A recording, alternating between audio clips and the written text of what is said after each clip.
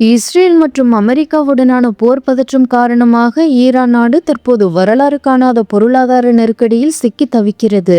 அத்தியாவசிய பொருட்களின் விலை சாதாரண மக்கள் கற்பனை செய்து பார்க்க முடியாத அளவிற்கு அதிகரித்துள்ளது. ஈரானிய நாணயம் அமெரிக்க டாலருக்கு நிகராக பெரும் வீழ்ச்சியை சந்தித்துள்ளதே இந்த நிலைக்கு முக்கிய காரணம் ஆகும். குறிப்பாக ஈரானில் தற்போது 1 கிலோ அரிசி சுமார் 15 லட்சம் முதல் 20 லட்சம் ரியால்கள் வரை விற்பனை செய்யப்படுகிறது. பருப்பு வகைகளின் விலையோ இன்னும் ஒருபடி மேலே சென்று 1 கிலோ 25 லட்சம் முதல் 35 லட்சம் ரியால்கள் வரை எகிரியுள்ளது. காய்கறிகள் வாங்குவது கூட அங்கே குதிரை கொம்பாக மாறியுள்ள நிலையில் போர் சூழலால் எரிபொருள் விலையும் உயர்ந்து வருவதால் நிலைமை இன்னும் மோசமடைந்துள்ளது. ஒரு நாட்டின் தவறான போர் முடிவுகள் சாமானிய மக்களின் வயிற்றை எப்படி பதம் பார்க்கும் என்பதற்கு ஈரானின் தற்போதைய அவல நிலையே சாட்சியாக உள்ளது.